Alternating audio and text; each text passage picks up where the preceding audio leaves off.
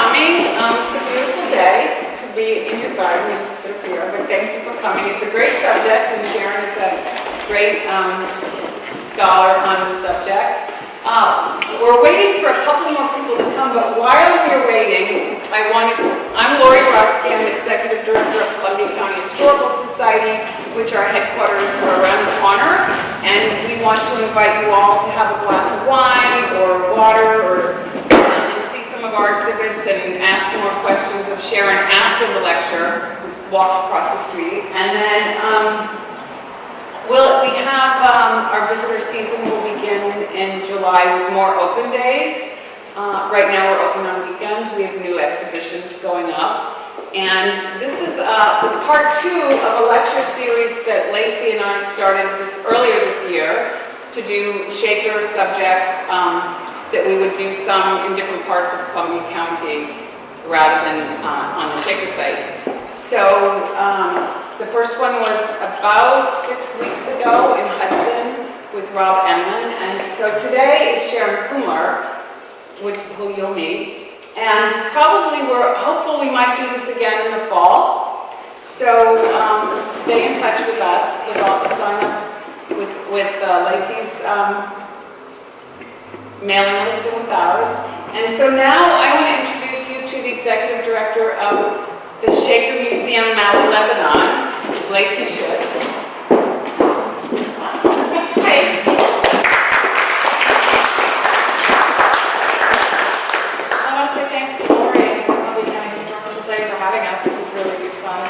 Oh, and one more thing, we are doing a show of Shaker baskets from Mount Lebanon at our museum, opening in June, and it's called Durable Beauty Shaker Baskets from Mount Lebanon. And there's a very diverse group, fancy work baskets, tiny ones, large ones, very old ones. So it'll be a nice little show, and that will be up through the visitor season at our museum here down the street. So we're working on that together. Yeah, so it's great to be able to collaborate with Lori and conversation.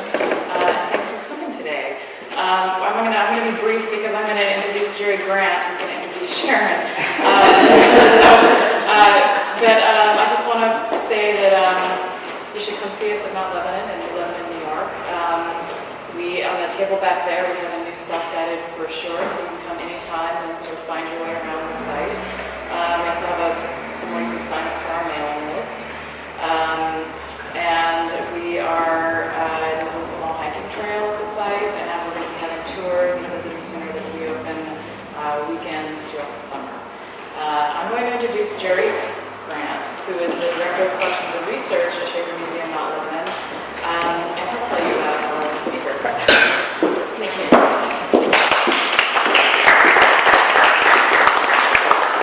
Thank you all for coming.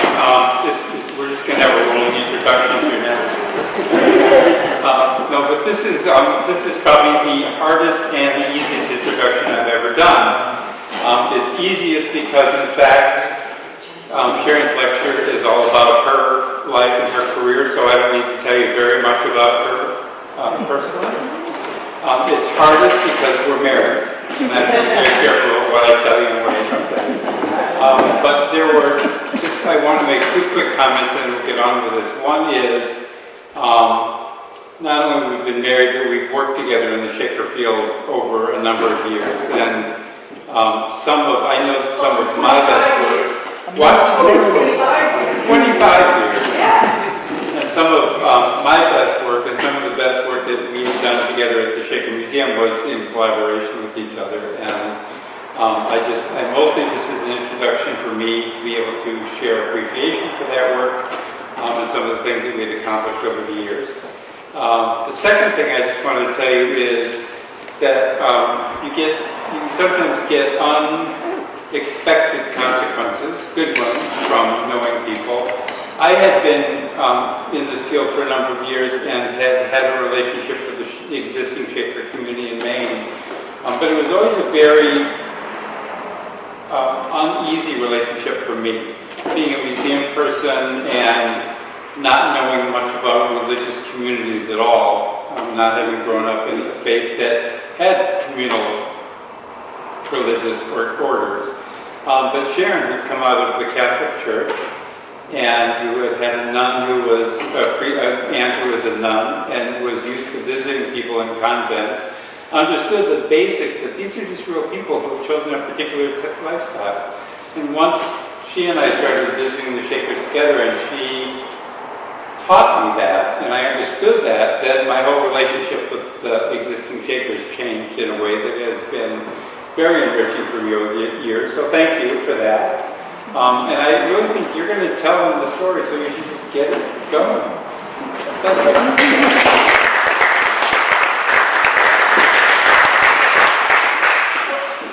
I had a secret hope that today would be rainy, because it's beautiful, and I can imagine that we'd all like to be out in our yard and our gardens, but I'm delighted that you're here, and I am going to change one thing that Jerry said, but I won't do it right now. I always enjoy listening to people talk about Shaker history or Shaker material culture. It's a subject that I've been interested in and participating in for over 25 years. I generally like to share my own research, and what you're going to hear today is a little bit different than what I typically do, because I am inserting myself into much more of this talk than I generally do. I've been blessed many, many times in my life. Each time my life has taken a turn, for the better or the worse, I was gifted with an opportunity for growth and change. Recent reflections have led me to really appreciate the gifts that I've been given, especially over the last 25 years. And by that I mean my relationship with the Shakers, my exposure to and my embracing the knowledge about Shakerism in America. Because of my years in this particular field of research and museum work, I believe that I have experienced a fundamental change in the way that I see and act in the world and in the direction of my own spiritual journey. Academically, I was trained as a folklorist and a historian with my bachelor's degree at Indiana University. I had a master's degree in folk studies and historic preservation at Western Kentucky University, and I did museum work there. My spiritual path, however, was not quite as direct or easy.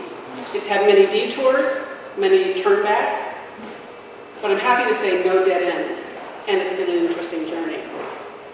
As I really get started, I know that my kids are kind of cringing right now, because it seems like just yesterday that I began learning about the Shakers. I was a graduate student at Western Kentucky University in the early 1990s, accessioning books into the library collection at the Shaker Museum at South Union. Conscious of my task as an intern and wanting to be a good one, I would often pause in my work to steal a few minutes to read some of the contents of the books that I was working in, because I wanted to read what I was working in. I had no idea what Shakers were. And I found some interesting information. Initially, for me, it was about a group of people in the late 18th and early 19th century who had banded together in search of a spiritual home, and who made concentrated efforts to craft their own space to live in spiritual unity. That's what I knew about the Shakers. And it made sense to me. I had had some anthropological studies as well, and I understood how humans create and identify with social cultural groups, and the ways in which those groups identified themselves in the world by their comportment and the way that they arranged their material culture and their life. I began to have some understanding about what the Shakers were about. Whoops, wrong direction, sorry. And soon, I was entrusted with manuscripts. Now, that may not seem like such a big deal, but the manuscripts for me were like touching where the people had been. I love reading other people's mail. I love reading diaries, so it was perfect for me. I'm a little bit of a nosy poker, and I loved it. And I also love looking at handwriting, something I'm afraid we're losing. One of the set of journals was about the Center family at South Union, and it was written by Harvey Eads. I loved his script because this is not the best page, but you can see, change. He had big words, and he sometimes got really bold, and it would tell me what the subject of that entry was. He also had a lot of opinions. And I understood later on that he was really re-scribing some of those. Because those journals ran from 1805 to 1870. Well, Harvey wasn't writing in 1805. Really, it was his father who wrote in some of those early years. And Harvey went back and edited much of it and added his own 2 cents worth. But that's not here nor there. What was really important was that it was a human writing for me, and it made a difference. It also helped to open my mind even more to learn more about the Shakers. And the more personal notations about Shaker life really intrigued me. So today I'm going to share some of my favorite and not so favorite highlights of the last 25 years. There are many favorites, and I'm going to get the arrow right at some point. One of my favorites is really where my beginning is. This is the Center Family Dwelling at South Union. It was where I was to go for my internship, for the interview for my internship. Yep, I'm going to get it right. And the little green door right there in the shadows where I first went into this building. I had actually driven by it a number of times, and it did not register that this was a special place, that it was something different. I walked inside, I'm going to try this again, and I was no more than 10 feet or less inside the door. This is where I first met Tommy, and I had a visceral sense of welcome, of being at home. There was something that just washed over me at that time, and I knew that I was in my element. So I kind of think that may have been my first spiritual movement of the Shakers in my life, but I didn't think about it in that way until much later. It may also be important right now to, and Jerry mentioned, that I was raised in a Roman Catholic household. I attended Catholic school for much of my primary and secondary education, and I existed in the impression that I lived my faith. Growing up Catholic, in my day and age, I learned early on that we were expected to keep our religion privately to ourselves. We didn't talk about it with our friends. We didn't read the Bible. We waited for it to be revealed to us by the priest, and we were to accept all the mysteries that we learned in class on blind faith without discussion. As I got older, that without discussion part was difficult for me. I had questions. I wanted to talk about things. I wanted answers. I wanted more. Yet I remained shy for decades in being able to talk and do anything about my wanting. It's occurred to me that I might have titled this talk 63 years on the outside looking in because of that sense of feeling estranged from knowing more about the intimacy of my Catholic faith. But I digress. There we go. Anyway, the result of that interview with Tommy was that I was invited to do the internship at South Union. So what did I first think about the Shakers as I read bits and pieces of those books? This was in the early 1990s, and I thought what a great time it is for a sense of community. The idea of communal living with everyone sharing a sense of belonging. I understood the economic and social benefits of communal living, and certainly the health benefits of celibate living during the era of HIV and AIDS just made sense. Living in community with like-minded people, all supporting each other in a daily act of faith, certainly for me seemed like a reasonable thing. And after having taken a number of religious studies classes in undergraduate school, I just now thought that Shakerism made sense. Admittedly, my knowledge was still thin. What did I know? I knew I had a lot to learn. Like which way to hit the arrow. But here are some of the basics I understood early on. Shakerism is another religious denomination. They called themselves the United Society of Believers in Christ's Second Appearing, more commonly called Shakers or Believers. They lived communally, with genders living together but separate from each other, giving up birth and marital relations and organizing themselves into families within each village. And by family, I mean spiritual family, not a birth family. They fully opened their hearts to God, publicly exposing their personal shortcomings and a willingness to bear the cross, to labor for salvation. We call this in museum education the 3 C's of Shakerism. Communalism, celibacy, and confession of sin. Those 3 things are required for every Shaker. They developed and cultivated communal agricultural villages and created various cottage industries, complete with letterhead, marketing everything from garden seeds to oval boxes, to cloaks, and chairs, and had been primarily self-sufficient as much as was reasonable. They lived relatively simple lives on distinct, well-managed, self-contained communal farms. They strived for union within each Shaker family, community, and throughout Shaker society. At their height in the 19th century, there were 19 Shaker villages from Maine to Kentucky with at least 4,000 members. And I think we've all read somewhere or heard somewhere that the Shakers labored to create a heaven on earth. Easy, right? Think about that. Community, celibacy, confession of sins. It's not all that easy. I wanted to learn more. I used the community journals, account books, and correspondence as my guide. I attended events and lectures at South Union to help me understand more. Interestingly, one very early but powerful experience for me was in hearing the South Union Quartet perform, especially that first time, but really after that every time. The sound of their voices singing, wafting through the Center family dwelling was amazing. The music itself was beautiful, and the power of the words even more so.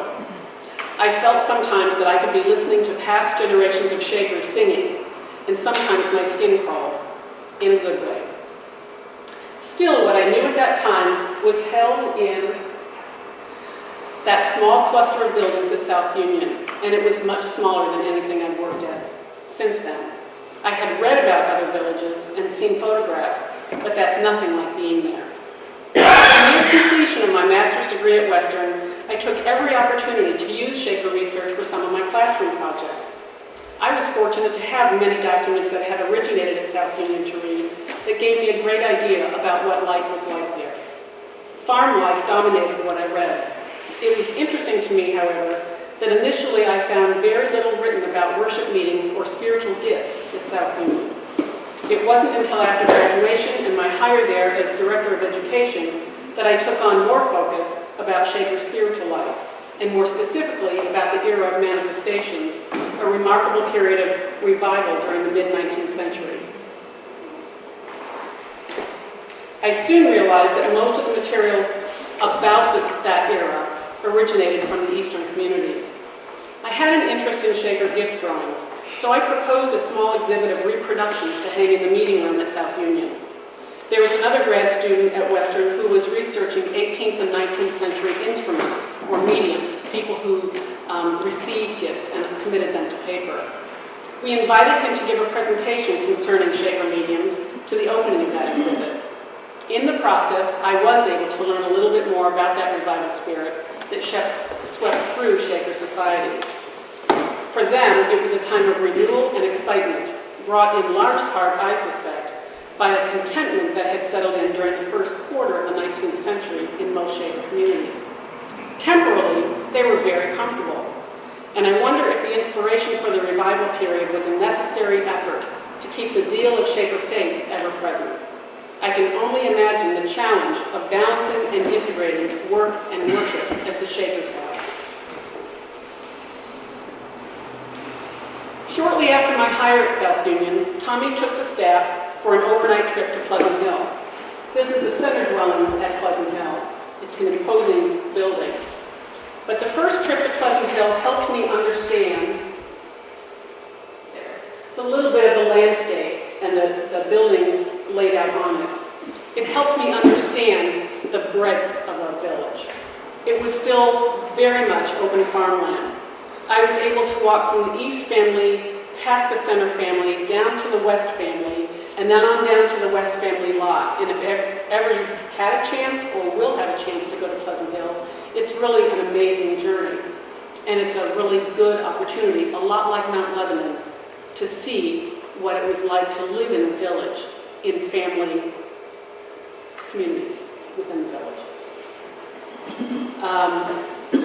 So it might be time for me to mention that I first met a Shaker. This is Sister Marie, and she is no longer with us, but I met Sister Marie and Sister Meg when they came to South Union in the fall of 1993. It was my first real Shaker experience.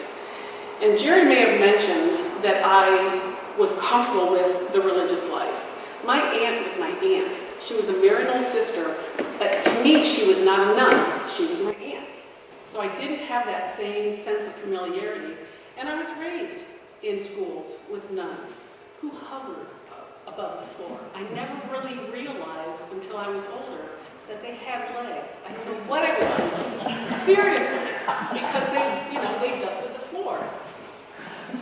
So I had also put Shakers, because I hadn't met any, on sort of a spiritual pedestal. So I was a little bit shocked when I believe Sister Meg came in jeans and a shirt, and Sister Marie probably wore something like this, but they were just normal, regular people. They were earthly. They were not angelic. They were wonderful. But my whole idea about what and who Shakers were and are changed. I met Sister Frances and Brother Arnold in the spring of 1994 when they came to South Union for one of our seminars. More Shakers, more real people. But I also understood that they were leadership. And while I had a comfortable familiarity that happened with Sister Meg and Sister Marie, even though I was a little tenuous, I was prepared for something much different. And I expected it to be different. However, they both laughed, they joked, they have great senses of humor. They also have serious sides. We went to the dinner that welcomed them to the seminar, and my son Jacob, who was I think 11 at the time, went with me because as a young person he was a volunteer at every event we had at South Union, so this was his reward because he was curious about the Shakers too. I also could see that he was nervous, but we're standing around just kind of talking before dinner, and Jacob figured out who Brother Arnold was, and he went up and introduced himself to him. And then he said, "So, are those Shaker shoes?" And Arnold, without skipping a beat, said, "Well, as a matter of fact, they are." And in fact, Echo had a variety of shoe that was a Shaker shoe. He took his shoe off, he showed it to him. That was great. Especially after that, I could no longer put Arnold on a pedestal, and Francis either. I was able to finally visit the community at Sabbath Day Lake in the summer of 1994 as they celebrated their bicentennial. It was quite the conference, attended by more than 100 people, marking 200 years of continual life in that site. It was also my first opportunity to attend a Shaker meeting. People often ask, what is Shaker meeting? It's like Mass, or it's like service, whatever. So Shaker meeting is everybody comes in and they're sitting down, and they're separated, one side men and one side women, just as the Shakers have always done. There's a reading of the psalm. There's a first set song, and that's in the hymnal that everybody can read because they'll tell you what the number is. Then there's a reading from the Old Testament, then from the New Testament, and then from the Gospel. Followed by a second set song, so that everybody has a book and you can read the words and participate. Then there's a general welcome, testimonies and song, closing prayer, and a communal recitation of the Our Father.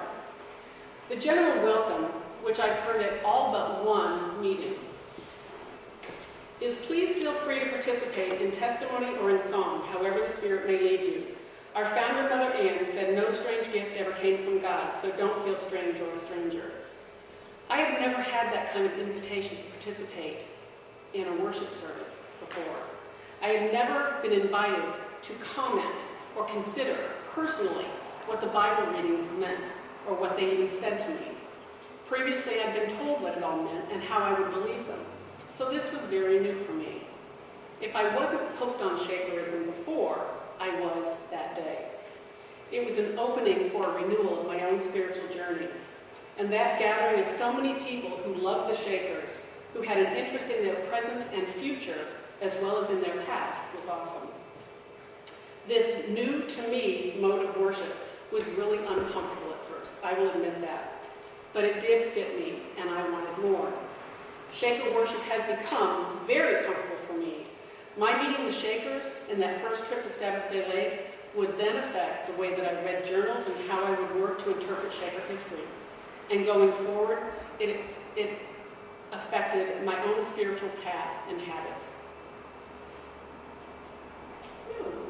It's down, Sharon. So that fall, I went back to Sabbath-day Lake for a week of retreat. Jacob went with me. We stayed in the trustee's office, which is where the world's people have always gone to visit the Shakers. We fell very easily into the rhythm of Shaker life. And so generally, there's a bell that rings early, but I'm not sure because I never heard it. Breakfast is at 7:30. Finish up breakfast, kind of do the beginning dishes, and then everybody sits down for morning readings. There's a reading from the Psalm, it's a responsive reading, and then an Old Testament and a Gospel reading, and then prayer. We finish cleaning up in the kitchen and morning chores and work. Morning chores can be everything.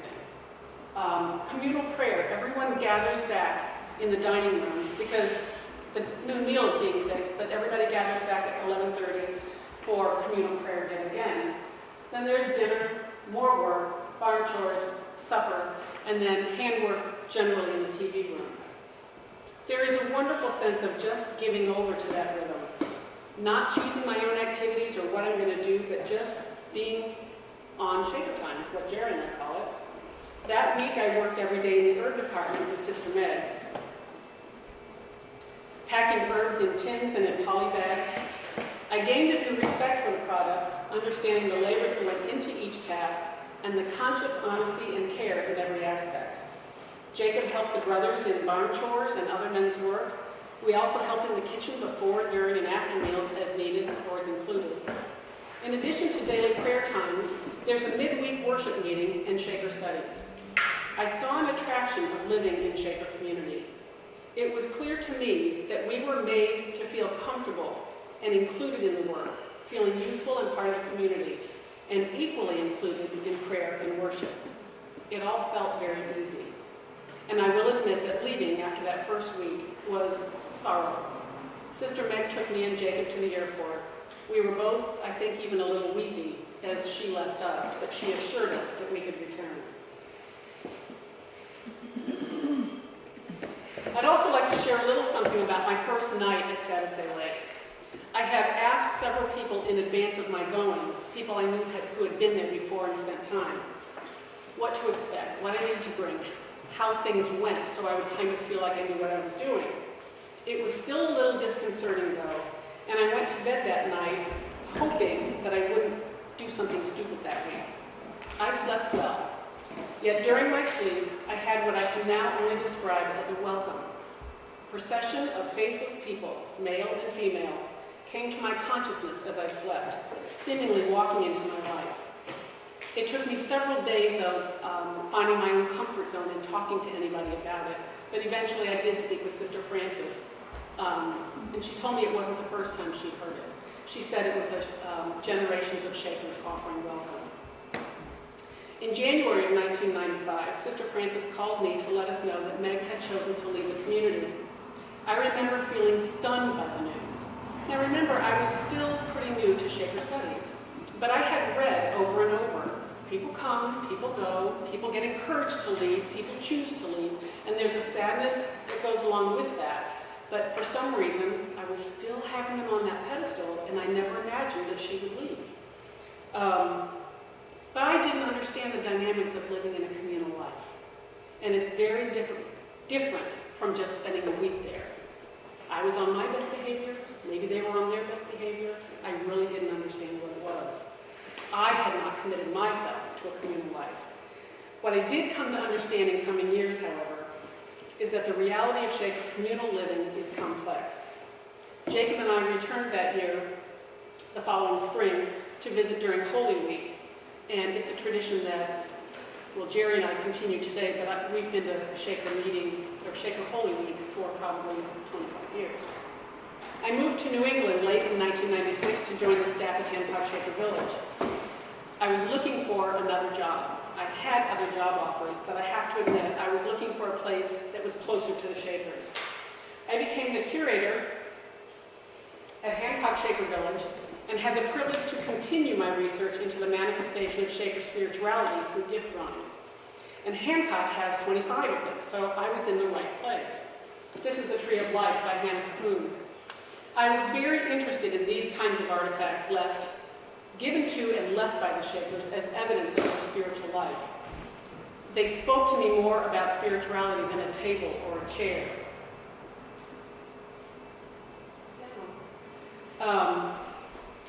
Because sometimes I think the spirituality of the labor that went into this kind of work gets lost on us. It's beautiful craftsmanship, and that's what we talk about. They are beautiful, and there's no question about it. Discussions with museum visitors typically focus on design and timeless beauty, rather than on the spiritual inspiration of the piece. During my undergraduate studies, I had learned how to read objects as expressions of culture, yet I was still finding myself drawn more to the other expressions, not the hard stuff. I wanted the paper things. So I really hadn't learned my lesson as well as I thought I did. So when I came to Hancock Shaker Village, I was really happy about having the music books, the hymnals that were gift songs, the gift drawings, and maybe it wasn't my greatest gift not to have the same attention to the furniture, but I did learn. As Hancock prepared to open the new visitor center that included a gallery for the gift drawings, we were able to take them all out of existing frames so that we could standardize the framing and then also have any conservation done that needed to be done. I got to look at all of them, front and back, and very up close.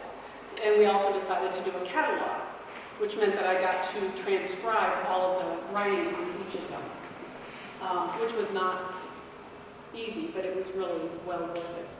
This is the floral wreath that was done by Polly Collins. This is just an excerpt from some of what was written there. Let me back up for a second. The gift drawings contained messages from other worldly Shakers to worldly Shakers. So they were often gifts from Shakers past to Shakers still living. Think how thy blessed mother stood through tempest, storm, and flood. Vile persecutors raging sought her very heartstrings' blood.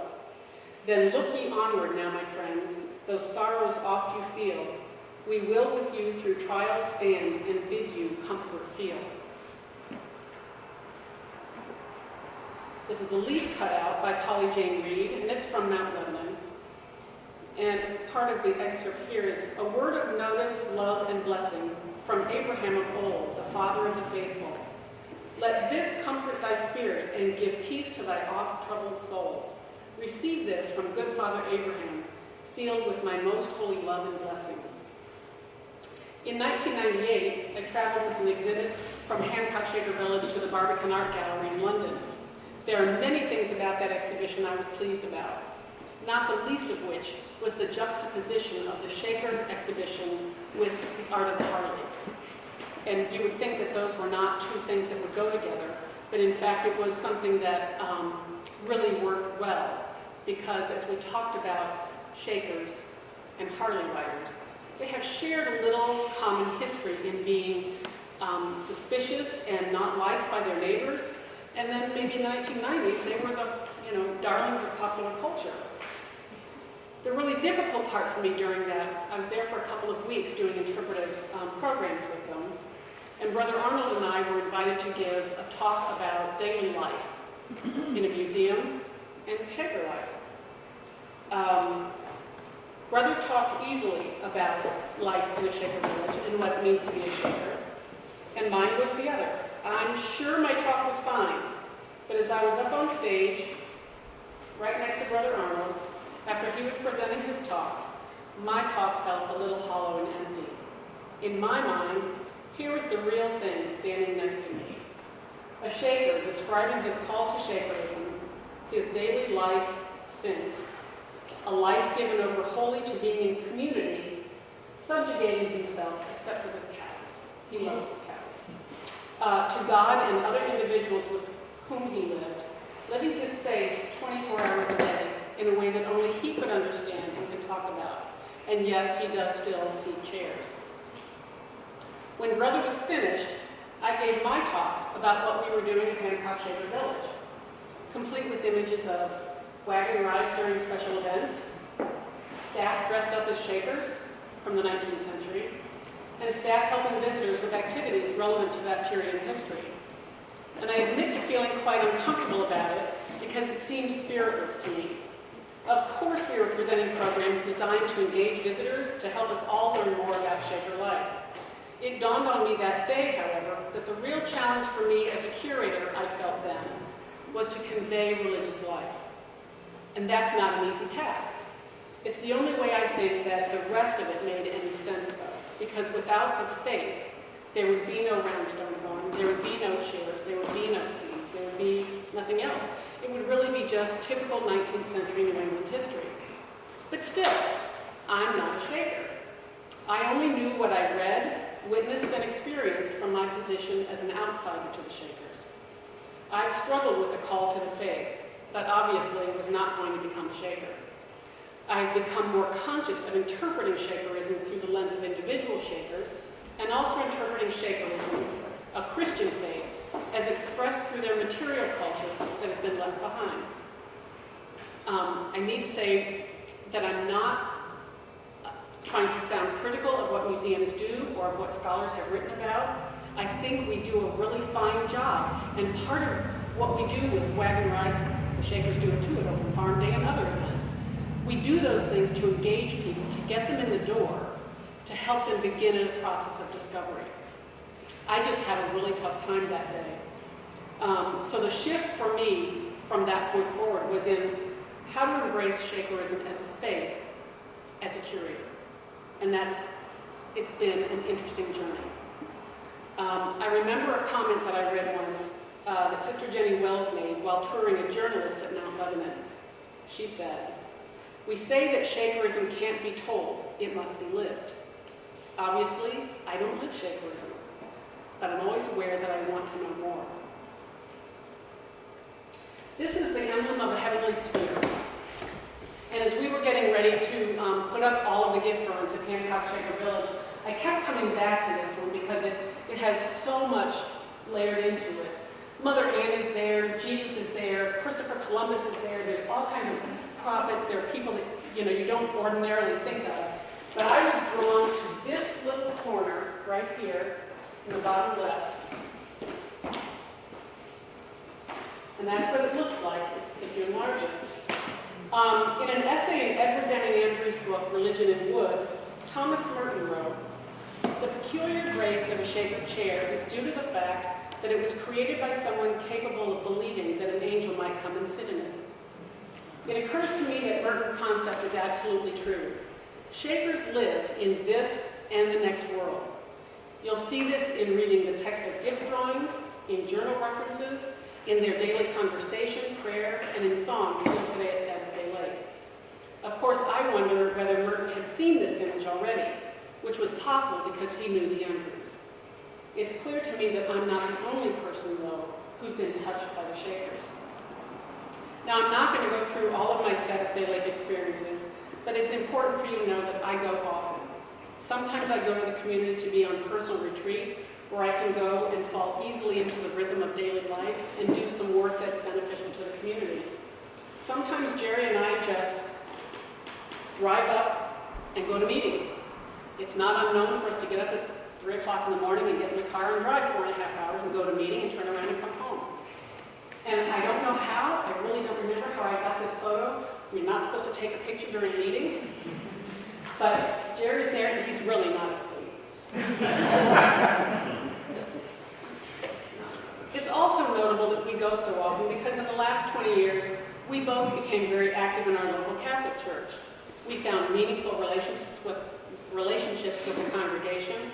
We connected with our pastor, who was unusually ecumenical in his approach to leading a congregation, and who shared the kind of openness that we needed. We had an active voice, we thought, in our faith. These are all important components for us to living a faithful life. Changes in our parish brought changes in the way that we could participate. So for the last few years, absent other choices that we found suitable, we've driven with regularity to Shaker meeting. We've adopted the Shaker Church as our own, in as much as it can be. I've often been moved by stories about the lengths that Shakers would go in response to their spiritual callings. When I first began a project in 2001 that I still call The Faithful Walk, I thought what I was doing was transcribing Benjamin Young's journal about the 1805 journey that took Benjamin, John Meacham, and Issachar Bates from Mount Lebanon to Ohio and Kentucky. I was intrigued by the walk itself. What would make three men leave the comforts of home in New Lebanon, New York on January 1st, the beginning of the harshest time of winter, to walk cross-country to seek others who might be interested in living a Shaker life? Jerry and I had been at a dinner with some friends who were talking about it, and I said, and they were talking about recreating the walk in 2005, and I said, well, yeah, let's go. And then I thought, well, wait a minute, if I'm going to do that walk, I need to read about it, and that's what brought me to the journal. And it was a daily journal, and I realized very quickly there was no way I was ever literally going to take that walk. Not only was the journey itself too challenging, I didn't share that same spiritual zeal and commitment that those men had. As I continued work on the faithful walk, and I've talked about it a lot, I became more interested, though, in where they went, why they went, and what precipitated the walk. Certainly the history of revivals that were occurring from the East Coast to the West during that era made it seem reasonable that the journey from Mount Lebanon to Kentucky was simply the result of hearing about great revivals in the West, and the trip was the Shakers' response to them. I came to understand that for the Shakers, it was much more than the fervor of revival. It was fairly simple and straightforward. From the beginning, Shakers labored to recapture the spirit of the early Christian church, the early, unadulterated Christian church, emulating the life of Christ. There's a conscious stripping away of the perceived excesses in temporal living and in the service of worshiping God. There has always been a call to live a more Christ-like life as individuals and as community. And embedded in that call was also the call to proselytize, to bring the message of the gospel, offering God's salvation to those who would hear. Those revivals occurred because people wanted to hear. They were listening, hence the trip. And I know that call continues in the Shaker community even now. In 2003, I became the curator of collections at Shaker Museum and Library, now Shaker Museum Mount Lebanon. One of the first exhibits I worked on was one entitled Shaker Faith, Community, Industry, and Design. True to my personal goals, we opened that exhibit with a focus on Shaker faith because I felt that unless you first had a grasp of the understanding that Shakerism is a faith, you wouldn't truly appreciate the objects. Now remember, this is my thought. It isn't necessarily the same thought of everybody that comes to the museum. But I remember once having a conversation with people while visiting up at Sabbath Day Lake and talking about museum work and about the objects that we use to interpret Shaker life. And somebody said to me, a Shaker said to me, that's great, but the objects are just the byproduct of the faith. They're part of what happened because of faith. So, but I still had trouble with the furniture and all of that becoming, how is this reflective of the faith? Well, I know that they are. They would not be what they are, and we could not appreciate them in the same way if they weren't. There's a consensus there's a consciousness, in each craftsperson that their work is actually another form of worship. Scholars, in their writings, seem split on writing about Shaker objects and Shaker spirituality. Both camps tend to look at Shakers in terms of their quest for earthly perfection, in their efforts to create an earthly utopia, when in fact, the ultimate dedication of Shaker labors is in preparing for eternal salvation. Mother Ann's admonition to live in the world, but not of the world, clearly affected the manipulation of Shaker landscapes and the production of architecture, furniture, and the myriad of articles necessary to daily life. The bulk of the material culture produced by Shakers during the past 200 years has been guided by that original vision of Anne Lee for the creation of a Christian world. In an effort to maintain a singleness of heart, wholly dedicated to the honor and glory of God, believers seek purity in all things, from the activities of daily living to the physical environment in which they lived. Popular styles and fashions of the world, from clothing to furniture and architecture, are consciously excluded from Shakers' daily lives. Personal pride is not encouraged, for believers have always understood that no achievement could exist without God's help. Pride in workmanship was different. That was the result of the Shakers' spiritual focus at work. Spiritual perfection wasn't to be achieved only in weekly worship meeting, but in every thought, word, and deed. I get this now. I witness it at Sabbath Day Lake, though I have to admit, consistent consciousness has not been mine, even as much as I try. Shakers I first met 25 years ago, and those who have come and gone, and those who remain today, have truly helped me along the way to better understand Shaker life and decades and centuries gone by. Honestly, I believe that I have been welcomed and tended by them, just as Christ welcomed and tended each person he encountered. I have certainly come to understand that their lives are not simple. I have learned that living in community is not easy. The call to community involves truly giving up me. I has no place in us. I have learned that we are all called to love each other. We may not always like each other, but we should really learn to love each other. I have learned that laboring in the Spirit isn't easy. Giving up me to the whole isn't easy. Carrying the cross isn't easy. Certainly the ministry of Shakerism has not been easy. I mentioned the South Union Shaker Quartet a while ago. One of the first songs that I heard them sing has these words in it. My carnal life I will lay down because it is depraved. I know on any other ground I cannot be saved. My haughty spirit I'll subdue, I'll seek humiliation, and if I'm true my work to do, I know I'll find salvation. If I had a better voice, I would have sung that. But it's a haunting and beautiful melody, and it rings through my head more times than I can tell you. It's a constant reminder to me that my own haughty spirit has no place, and recognizing and acknowledging my own failings honestly is my work. I'm not a shaker. I'm not going to be a shaker, but I have and can learn a lot from them. Many faiths teach followers that it's a good thing to live the example of Christ, and they provide guidelines on how to do it. It may not always be clear that there's a reward at the end of it, more just a prescription for daily living. I don't think we talk enough about salvation as the motivator for living the life Shakers live. Shakers constantly and consciously keep their eyes on the prize. The prize is eternal salvation. For Shakers, it's not about creating that heaven on earth. That earthly endeavor is just a practice ground for eternal salvation. Elder James Whitaker said, "Obey your faith. It will lead to the salvation of your soul. You will never take any comfort, only in God. Be faithful, and we shall have one meeting together which will never break up." Throughout their experience, from their beginnings in Manchester to today's community at Sabbath Day Lake, Shakers have always been moved by the power of God. There is a very small space between Shakers who have journeyed to the next life and those who remain in this one. Earthly Shakers continue to call on and feel the love, teachings, and example laid out by previous generations. Each weekend meeting, we are reminded that we are human, with human failings, but that each time we fall, we can get back up. Each failure can be forgiven if only we will try again. And each week, we are reminded that we are loved. I'm reminded that I am loved.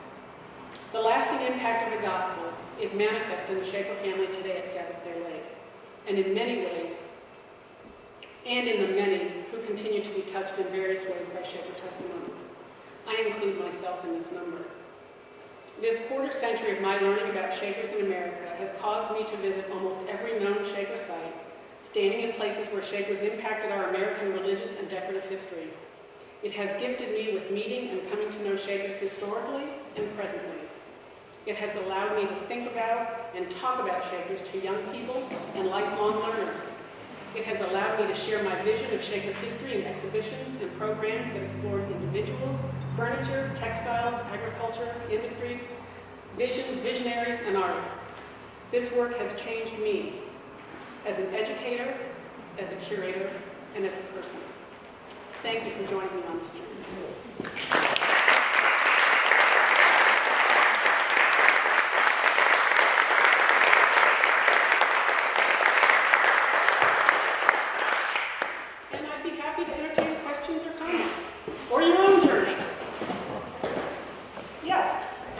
Do you know Perry Wade?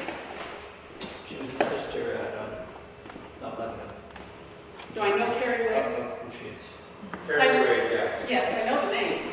I was thinking, I was looking for something, and going, wait a minute, I'm not quite that. So she left to marry my great uncle, who was Hugh Gallagher, who was a hired man at the village. Somehow they fell in love. And It happens. left the community. And I've always wondered what that involved. He was a Catholic, Irish Catholic, so to even think of marrying a non-Catholic was a mortal sin, basically. Yes. Let alone a shaker. But so they, I don't know how long they were involved or what involved. They did leave the community and moved away for about 5 years to Long Island, but came back, and then he was rehired by the Shakers, and Carrie is very involved with the community still. So, do you know anything kind of what the struggle was like for people who left the community, and was it a quick thing or something? I don't think anybody makes a decision lightly to join or to leave a Shaker community. I know personally a contemporary Shaker who had lived there for a long time, who fell in love and labored over it, and then left and got married. And for a long time, I never saw him again. And then I've seen him again a number of times recently. Sister Meg left, and for a long time I didn't see her. And now she's back in relationship, has been for some time, back in relationship with the community. I think they're human. I think it depends on the person who joins and who leaves, and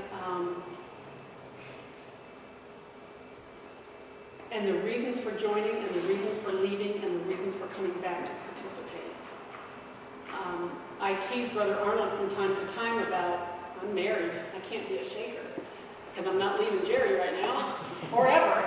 But it's okay. I didn't mean it that way. We understand from our capacity as still outsiders what it might mean to participate there more fully than we do already. So I kind of tease him about, wouldn't it make some sense, to have an outer family? But we can't be Shakers. There are things that have changed over the years that have allowed for different kinds of participation. And I'll say that while there are 2 Shakers living today at Santa Fe Lake, it's a rare occasion where there are fewer than 30 to 40 people at meeting on Sunday. There is a group of people who have adopted the Shakers as their church and who go there. Now, there were 2 Shakers at Hancock. I'm pointing what direction, but there were 2 Shakers at Hancock in the 20th century who fell in love, who left, went to Pittsfield, got married, and the night of their marriage, they did not undress. They laid on top of the bed, they slept, they went back to the community the next day and said, it was a bad idea. We want to come back and be Shakers. And they did. It isn't always that easy, and it's not always that light. It's a very difficult decision to move into community. I have told the story before that when I was working at the Shaker Museum at South Union, I had a middle school group coming in, and the bus pulled up, and I went to the door, and I opened it, and I was waiting for them to disembark, and one of the young people opened up the window and yelled out, "We're not celibate!" And I'm going, okay. I wasn't even going to go there with you guys. They're middle schoolers. But the issue is, it's not my problem, but the issue is, and you'll see Brother Arnold talk about it in several interviews, the issue isn't celibacy, it's not about confession of sins. The difficult part of being in Shaker life is community. It's in true community. It's in giving up me for all of you. Giving up what I want for what's good for all of you. And we've watched it happen as new people come into community, and we've watched how that struggle ensues. And being in true community is very difficult. For a week at a time, it's great. Sharon, could you go back to the slide, the little square down on the left-hand side of that angel. Guardian angel, but there's also writing down on that corner. Writing, is it writing desk? No, writing. Yeah. And I'm really curious, and I won't ever know, if Thomas Merton saw this drawing before he made that comment. But I think he had been intrigued enough with learning about the Shakers, and I know that he'd spent a significant amount of time going through buildings, or at least being on the grounds at Pleasant Hill before the restoration, so they were vacant. But he felt a sense of the Shakers there. So he was attuned to that, and he, I don't know. Great. For the first time, I wondered which, and I've been to meeting, and I don't recall which Bible they read. Is it The New English version. a New English version? So, it's another setting of The New English version. And in talking about community, has Brother Arnold been thinking about community specifically? Boy, he doesn't write a lot that's been committed to paper. He speaks a lot, but he doesn't, that's interesting. Has Brother Arnold written about community in something I can refer people to? No? And another question kind of about his community, or what he says of the community when you go. Is the community the 30 people in the room? Or is it only Brother Arnold and Sister? The Shaker community is Sister June and Brother Arnold right now. They understand and accept that there is a large circle of people who surround them in love and in spirit. In part of the daily prayers in the morning, they pray with and for friends of the Holy Spirit, and they have a list of first names. And I guess there's 30 or 40 people in that list that's read every day. And it's people who ask to have the same, so I get the same prayers, so I can read the same things that they're reading at the same time they're reading. And that, they're open to that. That's one of the ways that they can proselytize by, in some way, including us, any of us who are interested, because that's still what their charge is to offer the gospel to all of Mother's children. Yes? You talk about I don't know what you call them, these letters that had messages from past Shakers. Well, how do they appear? Do they just appear on the kitchen table, or who's written them? They Do appear really believe they in a come vision. from a spirit? They appear in a vision. There are instruments, human beings who are gifted with that vision and committed to paper. There are some instances where it's unclear whether it was the instrument who received the vision and then committed it to paper, or communicated it to another person who committed it to paper. We know who generated many of them, but not all of them. And it's because of the characteristics in the art and the drawing and the way that they did it. But, so it's interesting that you should say, did they just appear? There was a gift given at Mount Lebanon to all of the Shakers living in the first family year. And I think there were 148 people that were in the first family on that date. And they are heart blessings. So they are about this big, but there are a few that are a little bit bigger, and I believe those are to the elders and the elder, well, the ministry. And each one of them is addressed to an individual, and it is double-sided with really precise script and written over, now, 148 of them. That person who received the gift could not have received it in a single vision. But they were laid out on a table the day that they were supposed to be. And everyone understood that that was their gift. And it was from someone in the land of the spirits. So there wasn't it. It just showed up. Yes?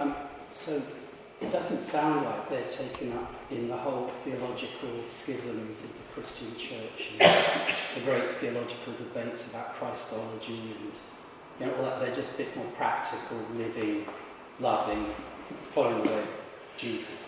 Yeah, Yes. that's good.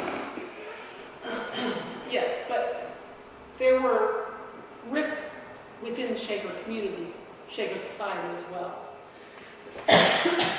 And some of it got resolved, generally, but it wasn't easy. Shakers were the seat of leadership was at Mount Lebanon for 147 years, trying to keep those wild ones in Kentucky under control. There was a lot of visiting that took place, excuse me, and a lot of letter writing and a lot of negotiating. But their faith has remained constant, and the core values, the core things that make them Shakers, has not wavered. And I have a cold, and I made it through the whole thing without having a cough.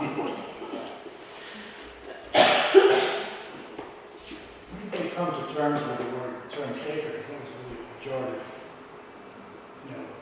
description from neighbors. They were early on referred to as shaking Quakers, which has led lots of people, including scholars, to believe that they originated from Quakers. There isn't a relationship. But shaking Quaker was like holy roller. It was a pejorative. And they finally decided, if you can't beat them, join them. So they simplified it to the United Society of Shakers. Oh, they did officially. That's what their letterhead now says, United Society of Shakers. And do they draw a line back to the Anabaptists, or is there a connection? No. No. Thank you. Laura. I just had a question. How many active Shaker communities exist in this one? One. Just the one in May? Just one. Okay. And how many active members? Two. So, okay, that's what I thought you said, but I was just wondering. And, Yes. yesterday. So do you have a future idea what's going to happen? That's a really interesting question. What's going to happen?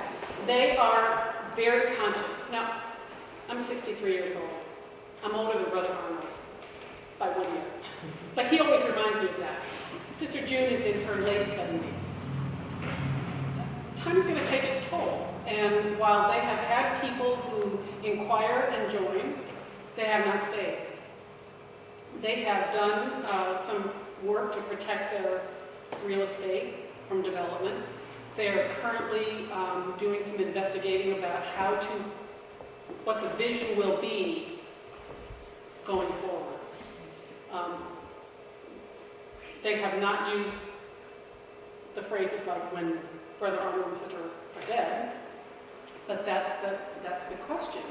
And it's interesting that, I said I've teased Brother Arnold about out families or something like that. But several years ago, I worked at the Quaker Retreat Center in Old Chatham, and Jerry and I were doing a weekend program on the relationship between Shakers and Quakers. And I've learned to always talk to Brother Arnold or Sister Francis or whoever I felt like when I'm doing public programming, because they were going to hear about it anyway, and I just assumed have them hear about it from me. And I was asking him for the daily prayers, and that's actually when I started getting daily prayers. Because part of our thing was going to be doing some of the Shakers' activities during that weekend. He asked me if I was going to do meeting, and I said no.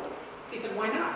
I said, because, are you coming? And he said, no, but you know what to do. Just do it. we did. And I'm not sure I would try to do it again. I might, but it was remarkable in that the group of people that were in that weekend retreat were open to it, and they participated in a way that I was much surprised by. And I think that I bring that up because that's part of the conversation that we're having, is what happens when there are no more Shakers? What happens to people like me and Jerry, or the dozens of other people who go every single week, who go to, what happens when your church is closed?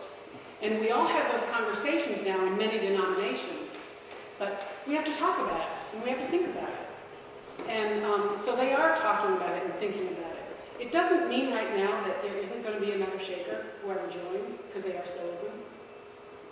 But we just don't know how things. They don't have a succession plan for continuing meetings? Not that I've been privileged to know. Or, someone to, just interesting. Brother Arnold is very helpful.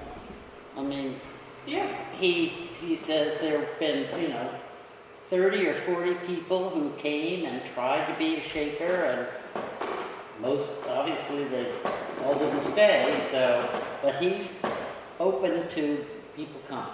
Mm-hmm. And what is their financial support at this time? Part of their farmland is leased out to another local farmer that they've had a relationship with for generations. They have a museum that generates some income. They have an herb industry that is still, I've worked in the herb department. I know how much gets moved through there. So it's a viable business. They have a store that's with the museum, but they also have a store for the community. They have a group of, it's the Friends of the Shakers. It's membership, and we give money, we do labor for them, we do lots of things. So they have a variety of streams of income. You should say their friends group is about 500 people, which Their is friends group is remarkable. about 500 people. And annually, over the course of 2 or 3 gifts during the year, we as the Friends of the Shakers have given them anywhere from $8,000 to $14,000 just as gifts. In addition to maybe buying a new oven or some of the other things that if they have special projects, that's what they'll do.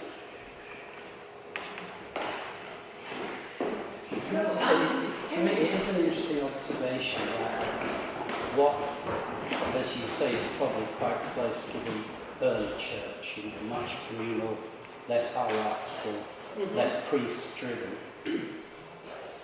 Doesn't catch on with what people want, the hierarchies, the priests, and the whole caboodle, right? So it's interesting, isn't it? Mm-hmm.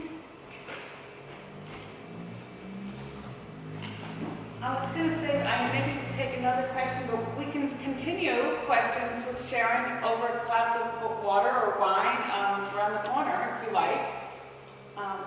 I'll be there. Okay.